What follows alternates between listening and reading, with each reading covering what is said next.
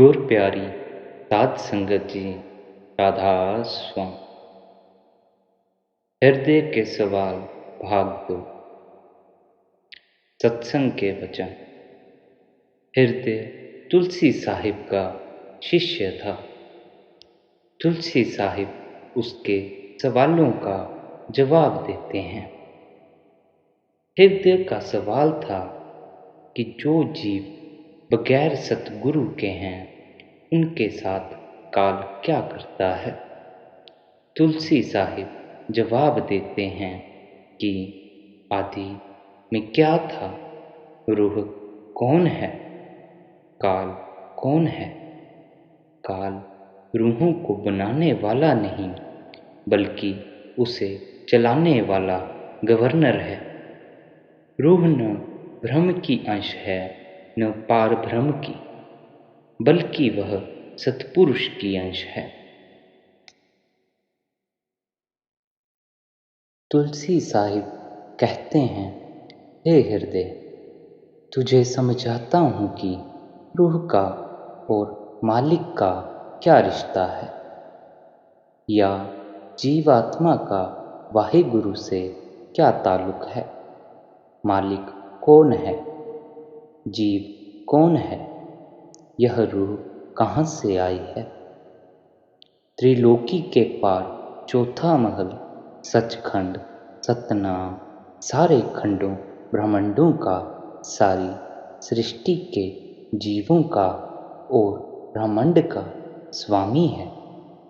यह रूह उसकी अंश है। कोई कहता है ब्रह्म की अंश है, कोई कुछ कहता है, कोई कुछ कहता है। ये सब गलत हैं। वेदों की हद ब्रह्म तक है, उन्हें ब्रह्म से आगे की खबर नहीं। जीव सतनाम का अंश है। ये हमारी रूहें सतनाम की अंश हैं।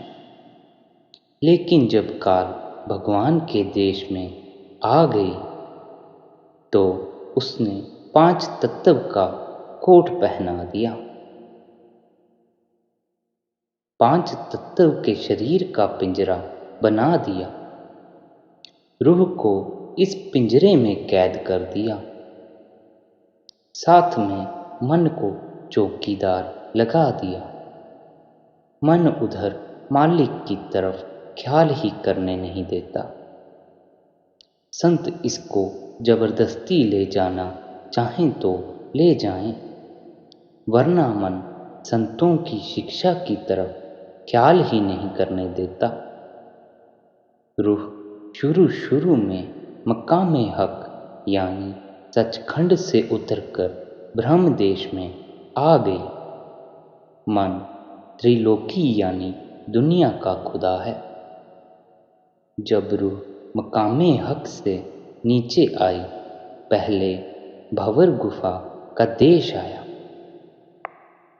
यहाँ पहुंचकर हिंदू महात्माओं ने 100 मुसलमान फकीरों ने अनाहु कहा। अनाहु का अर्थ है जो तू है तो मैं हूँ। सोह का अर्थ है जो तू है सो मैं हूँ।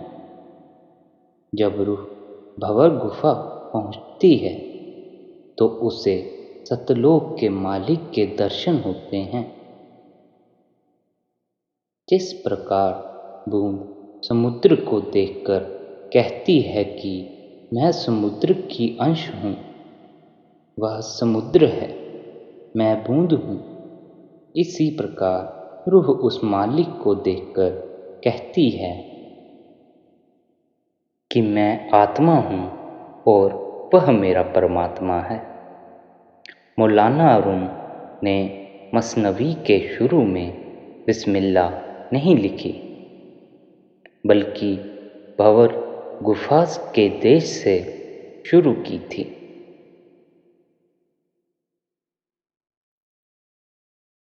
जिस प्रकार बांसुरी को 500 के जंगल से काट कर लाया गया, तो वह रोती है। बांसुरी यानी रूह की आवाज़ को सुन, वह क्या कहती है। वह अपने बिछोड़े का दुख बयान करती है। इसी प्रकार रूह कहती है कि मैं मकामे हक से बिछड़ी हुई हूँ, इसलिए मैं बिछोड़े के दुख को याद करके रोती हूँ। मकामे हक में रूहें अलग करके काल के हवाले की गई। काल कहो या भ्रम, वेद शास्त्र उसी की महिमा करते हैं। असली वेद सिर्फ संत और फकीर ही जानते हैं, बाकी सब नीचे ही बैठे हुए हैं। संत इशारा देते हैं फिर चुप हो जाते हैं। यानी काल भगवान ने आत्मा को मन के पिंजरे में कैद कर दिया। मनुष्य को, पशु को, पक्षी को, सभी को। जीव अपने देश को भूल गया। इसको तो यह भी खबर नहीं कि मैं किधर से आया हूँ और मुझे किधर जाना है। युगों युगों से बंदर की तरह यह अलग अलग शरीरों में नाचता फिरता है। कभी पशु, कभी पक्षी, कभी कुत्ता, कभी बिल्ली। बड़ी मिट्टी पलीत हो रही है। काल न आत्मा को बना सकता है, न उसका नाश कर सकता है। उसे कड़ी तपस्या करके रूहें लेनी पड़ी।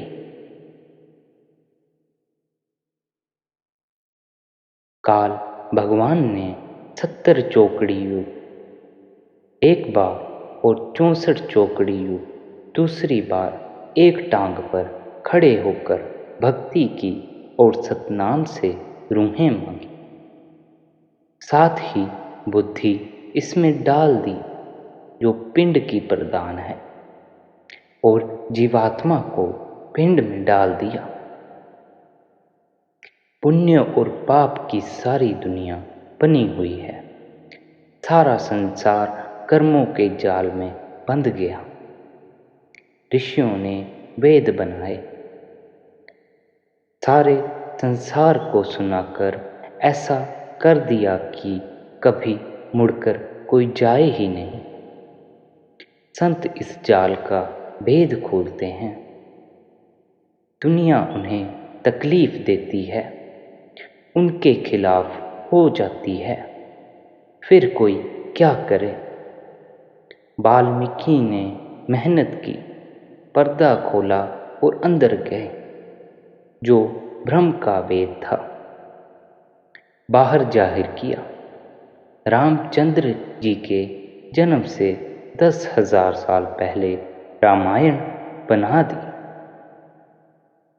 काल ने बाहर अवतार धारण करके बाहर ही भुला दिया, ताकि कोई अंदर न जा सके।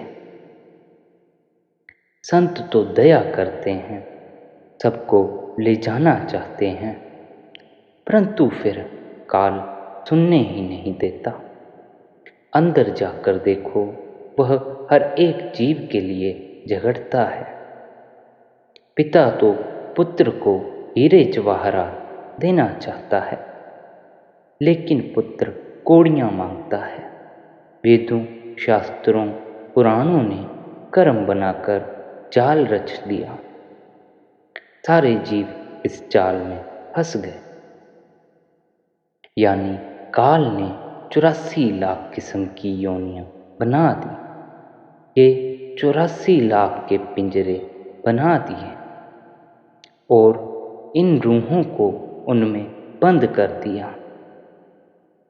कोई किसी पिंजरे में, कोई किसी पिंजरे में। यह 84 लाख का पिंजरा कोई थोड़ा होता है। इसमें सभी जीव फंस गए।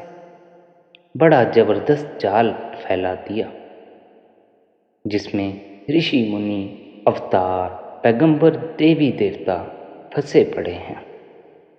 जिस प्रकार मदारी बंदर को घर घर नचाता है, इसी प्रकार इस आत्मा को कर्म नचाते हैं। जब कभी पुण्य कर्म आ गए, मनुष्य सुखी हो गया, पाप आ गए, दुखी हो गया। जैसे कर्म वैसा फल। करोड़ों किस्म के बंधनों में आ गए। कोई चोर, ठग, बदकार, लोभी, लालची है, कोई कुछ है, कोई कुछ है। हर एक जीव किसी न किसी बंधन के द्वारा बंधा हुआ है। यानी हर एक जीव इस संसार में अपने कर्मों के द्वारा बंधा हुआ बंदर की तरह नाच रहा है। काल ने निकलने का कोई मार्ग छोड़ा ही नहीं, सब मार्ग बंद कर रखे हैं। अगर कोई दाव है तो संतों की शरण है, और कोई नहीं, क्योंकि कर्म करने से मुक्ति नहीं। जब तक कोई संत, महात्मा या कामिल फकीर रास्ता देकर ऊपर न ले जाए, तब तक कोई नहीं जा सकता।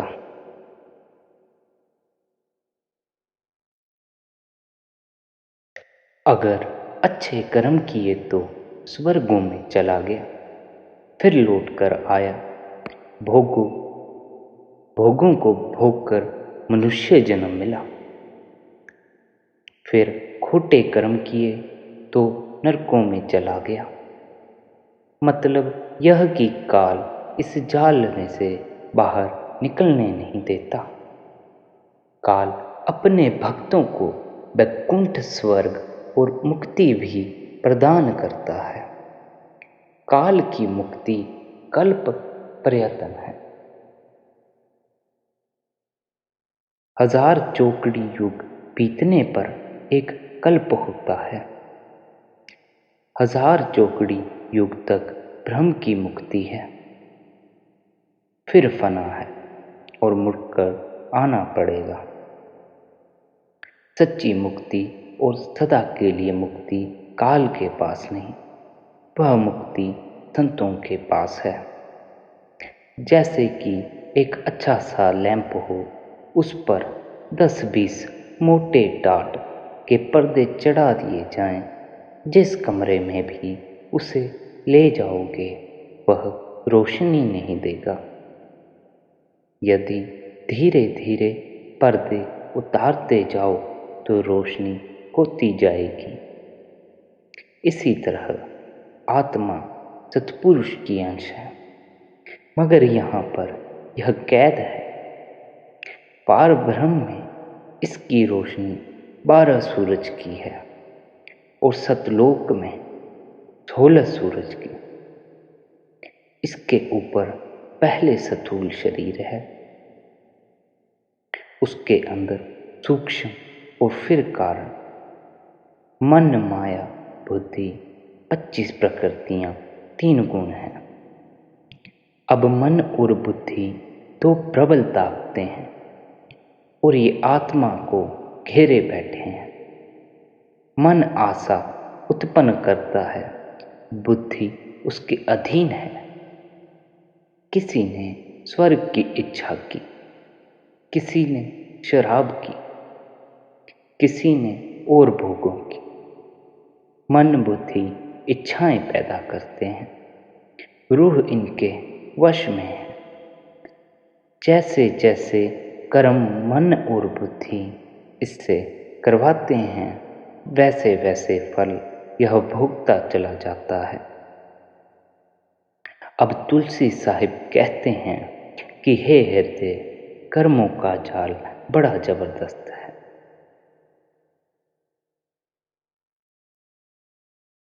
कोई शरीर बिना कर्म नहीं।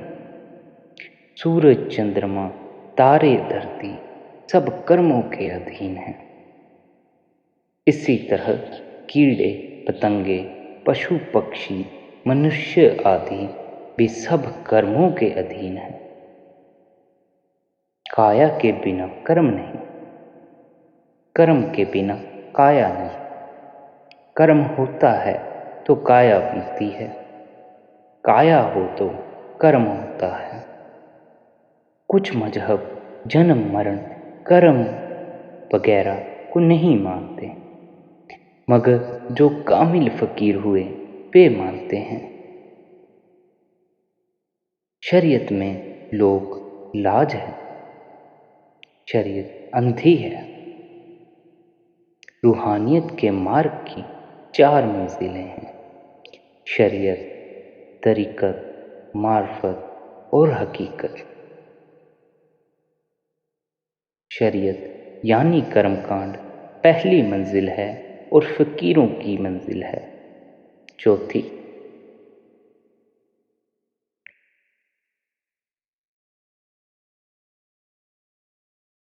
जिस दिन से यह सृष्टि बनी है उस दिन से यह कर्मों का कानून चला आ रहा है। युग बदलते हैं लेकिन यह कानून नहीं पलटता।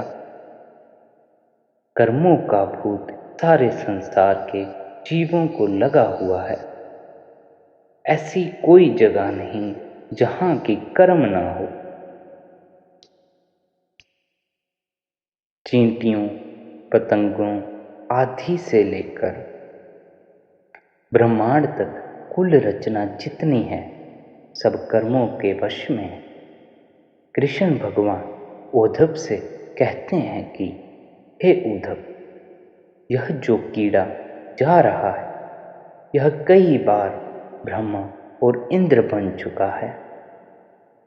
जब स्वर्गों के राजा इंद्र और सृष्टि के कर्ता ब्रह्मा जैसे कीड़े बने फिरते हैं तो बाकियों का क्या हाल होगा। हमारी इस रचना के 7 द्वीप, 9 खंड और 14 लोक हैं। यह सब कर्मों के वश में है। कोई जगह कर्मों के बिना नहीं है। चंद्रमा, सूरज, अवतार आदि यह कर्मों के दायरे में है। बताओ बाकी का क्या हाल होगा। समय समय की बात होती है। कभी ऐसा समय था कि अर्जुन ने लश्करों के लश्कर अपने धनुष बाण से खत्म कर दिए थे। कभी वह समय भी आ गया जब उससे धनुष तक न उठ सका और साधारण डाकुओं ने पांडवों को लूट लिया। सारा ब्रह्मांड कर्मों के दायरे में और युगों की चौकड़ियों में फिर रहा है। कभी राजा, कभी पशु, कभी पक्षी और अन्य योनियों में जी फिरते रहते हैं। अब सवाल उठता है कि जिनको नाम नहीं मिला उनके प्राण किस तरह निकलते हैं। अब कहते हैं जब मौत आती है तो कोई न कोई बीमारी लग जाती है। किसी न किसी कारण से मौत आ जाती है। कोई कहता है हार्ट फेल हो गया, किसी को तपेदिक, बुखार, हैजा हो जाता है। मतलब यह कि बहाने से मौत आती है, बिना बहाने मौत नहीं आती। जब रूह सिमटती है, आत्मा सिमटती है और श्वास बंद हो जाता है। सारे शरीर में से चेतन सत्ता निकलकर पीछे हट जाती है। दोनों आंखों के नीचे नीचे पिंड है। जब रूह बीमारी आदि के कारण सिमटती सिमटती पिंड में से इकट्ठी हो जाए और मुड़कर तालू से ऊपर अंड में आ जाती है तो मृत्यु हो जाती है। यह इस प्रकार है कि जब प्रलय आती है तो पहले पृथ्वी तत्व ढहता है, यानी वह पानी में घुलकर पानी हो जाता है। इसी तरह शरीर की मौत होती है, मानो सृष्टि की प्रलय बड़ी क़यामत है और शरीर की छोटी। तो जब मौत आती है तो पहले मूल चक्र ढह जाता है। यहाँ पृथ्वी का वास है। पृथ्वी तत्व इंद्रिय चक्र में जाकर समा जाता है। पानी ने मिट्टी को घोल लिया। आगे नाभि चक्र है, वहाँ अग्नि है। जब इंद्रिय चक्र टूटा तो वह नाभि चक्र में जा समाया। आग ने पानी को सुखा लिया। इससे ऊपर हृदय चक्र या शिव चक्र आ गया। यहाँ हवा का वास है। जब नाभि चक्र टूटा तो हवा ने अग्नि को अपने में समा लिया। इस तरह हवा आकाश में समा गई। अब आत्मा 5 तत्वों मिट्टी, पानी, अग्नि, वायु और आकाश को लांघकर अंड में आ गई। अब यह बात गौर से सुनने वाली है। जब मौत आती है, शरीर से सारी चेतन सत्ता निकलकर अंड में आ गई। यहाँ सारे जन्मों के किए हुए कर्मों का निचोड़ निकलकर बुद्धि का संकल्प बनता है। अंतमता सोई गता, यानी सारे जन्मों के कर्मों का निचोड़ या अर्क निकाल कर बुद्धि में आ जाता है। इसी संकल्प के आश्रय आगे जन्म होता है। पूरी जिंदगी में किए हुए क्रियामान कर्मों का निचोड़ निकलकर बुद्धि का संकल्प बनता है। इससे आगे प्रारब्ध बनता है।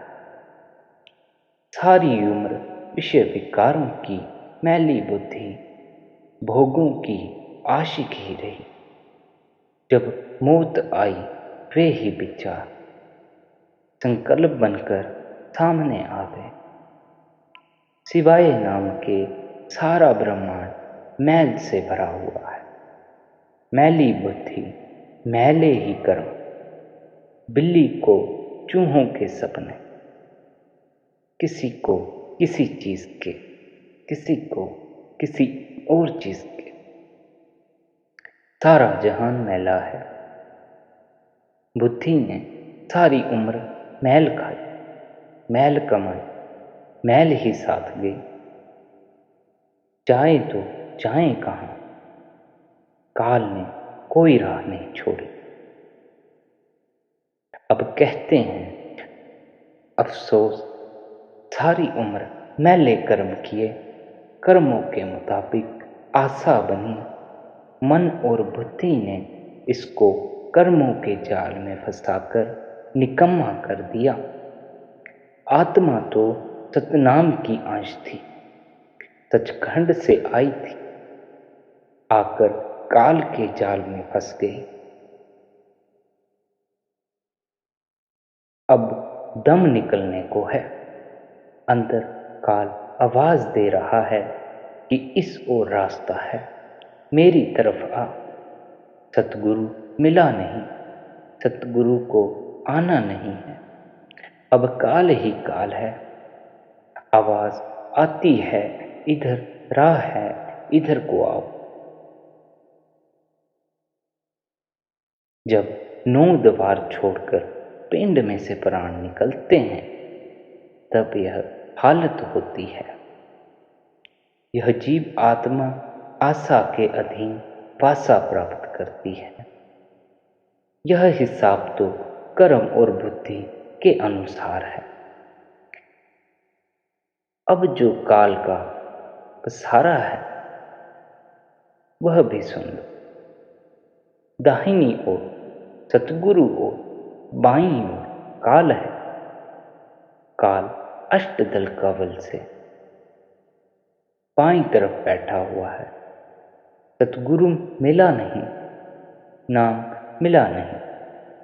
जब दम निकलने पर आया, अब बुद्धि रूह को दबाए बैठी है। इस समय जीव के सामने दुनिया का ख्याल है। दुनिया के एक्शन कर्म आगे आते हैं। अब रास्ता कोई नहीं।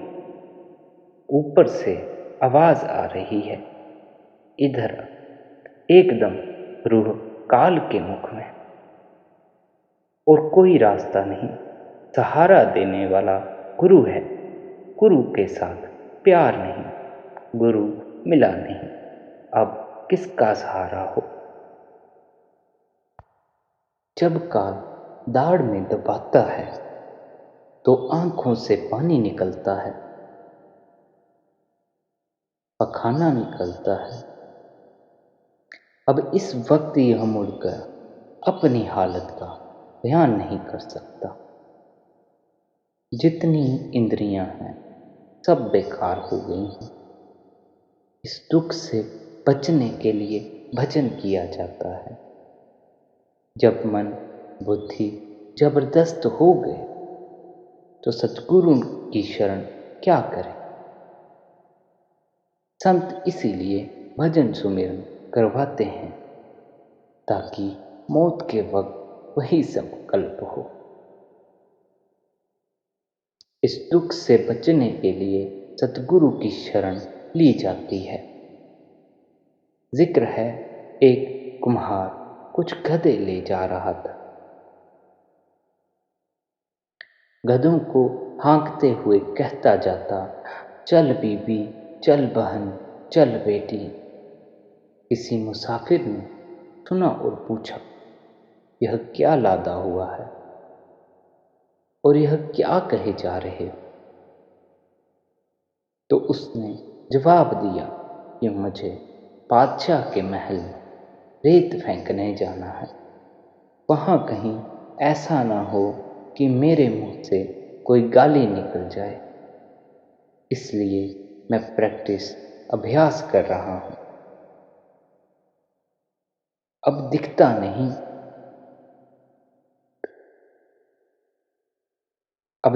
नहीं, टकटकी लगी हुई है। उस वक्त कौन मदद करता है। उस वक्त मदद करने वाला गुरु है। गुरु मिला नहीं, कानों से पकड़कर यमदूत ले जाते हैं। न माता, न पिता, न भाई, न बहन, कोई मदद नहीं कर सकता। सहायता करने वाले हैं तो गुरु और शब्द हैं। वे मिले नहीं, अब सहायता कौन करे। राधा स्वामी।